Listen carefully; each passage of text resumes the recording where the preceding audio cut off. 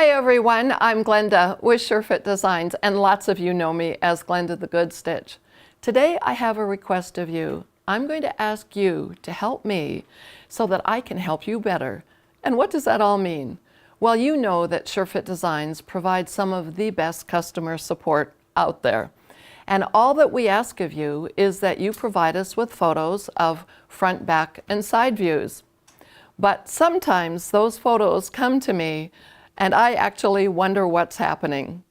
I know all of you are doing your best to provide photos, and I know a lot of you are on your own and you rely on your cell phone and a mirror to take your photographs for you and then send them in to me. But what happens is sometimes we get photographs that are very, very difficult for us as your teacher or your distributor in this case to evaluate the photograph to give you our best fitting advice.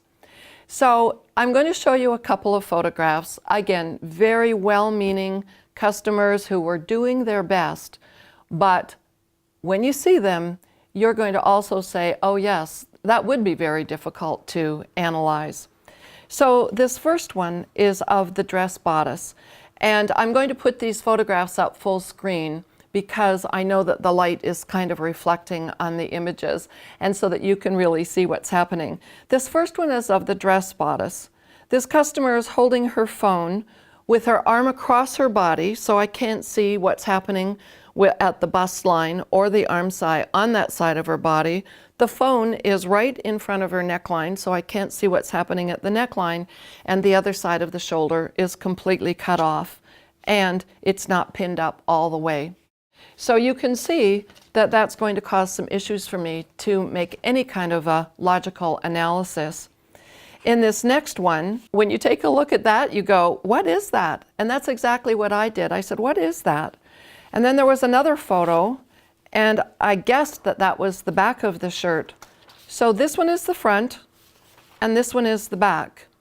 And this particular customer did not want to take the time, I guess, to put a seam down the front or open it up on the front and add 5/8" seam allowances. So she just cut a big hole in the neckline and kind of turned it under and top stitched it, and then pulled the shirt over her head and then sent these photographs to me. In all honesty, I don't even remember what her question was, but it was so difficult to make any kind of a logical analysis because the photo was so, well, I don't have any other words to say, but inappropriately sent to me. So in discussion with Judith Johnson, our UK distributor, she said, Glenda, it would be wonderful if we had some photo guidelines to help our customers so that they know what we expect so that we can then better assist you. So I said, well, Judith, I think that's an excellent idea. Would you like to go ahead and put it together? So between some of her photographs and some of my photographs of how we really like to see the photos coming in, Judith put together an excellent guideline. And this guideline is in my SureFit Designs website, and I hope all the other distributors will also put this in their website. But you can go to the main SureFitDesigns.com website and go to the Help tab, and then go to Customer Support, and in there you'll see a link that says click here for the photo guidelines. So let's take a look at these guidelines and how you can, again, help us best help you.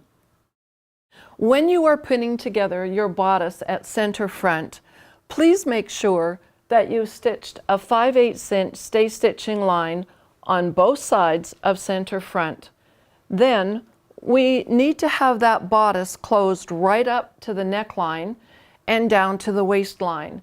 And the best way, or put it this way, one of the easier ways to do this, I think, is just to take the seam allowances, pinch them together, and put pins going down center front.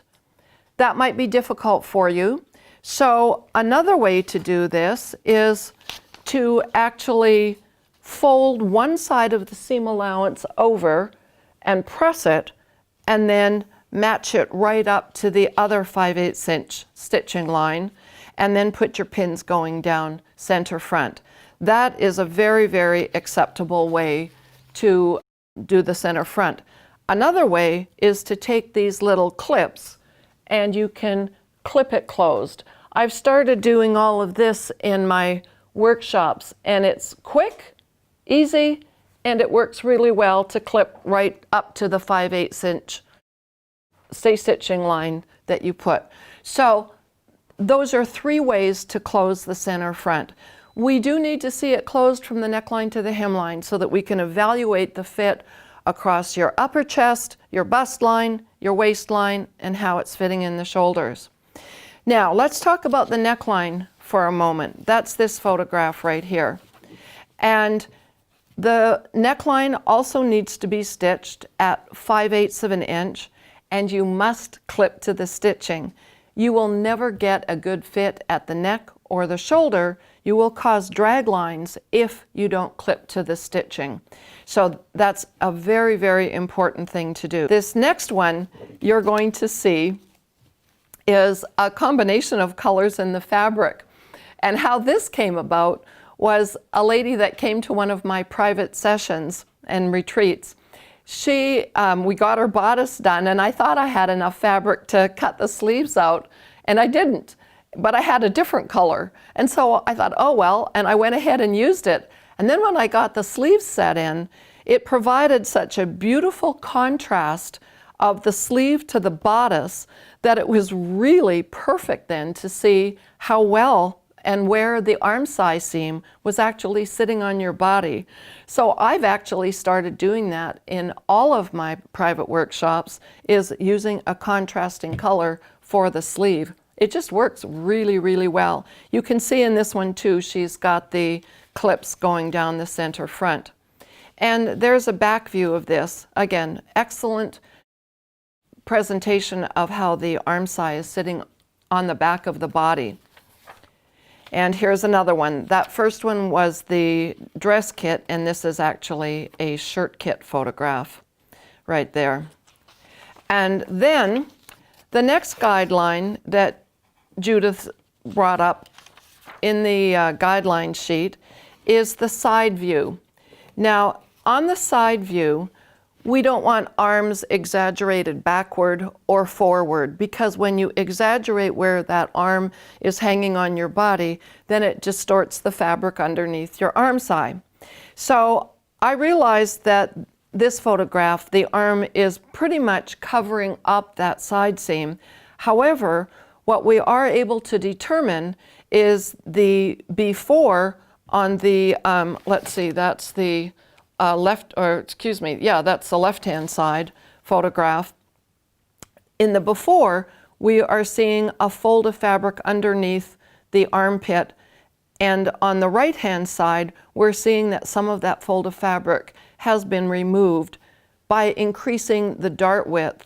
So this side view really helps us see what's going on at the side seam. And also, if it incorporates the shoulder, we see where the shoulder seam line is fitting. And then, lastly, but certainly not least, we like to see a shoulder view. And here again comes in the play of using 2 different colors. There's this photo that we've done, and then this one I just recently did. And you can see it's almost like the red, white, and blue with I've got a beige front, a red back, and a blue sleeve. But I'll tell you what, it sure points out exactly where that shoulder line is sitting on the shoulder. And you can also see the neckline, and again, whether it's fitting properly or not at the neckline. So if you can, get your camera up and do a shoulder view. So those photographs really, really help us a lot. And then the guideline does not include photographs on how to take the skirt photos, but I have got some photographs here that I would like to show you. This first one is of the skirt front. The next one is on the skirt back, and I want you to see how the side seam has been done up. Here is an example of where stay stitching was placed on the 5/8 inch line of the front and the back of the skirt on the left side seam. The front was folded under, pressed under on the 5/8 inch line, and it was overlapped 5/8 of an inch on the back side of the skirt, and then the pins went in place. Again, this way we can easily see how that skirt is fitting you at the waistline, the high hip, and on the low hip. So I really hope that these guidelines help you, again, help us to give you a better evaluation. We are here to support you in every way, shape, and form that we can. As you all know, SureFit Designs provides all kinds of resources, and the personal support that we give our customers is also part of our service, and we pride ourselves very, very highly in this. So please go to customer support, go to the click here link, and download your photo guidelines if you need help working with your SureFit Designs patterns. Thanks so much for watching.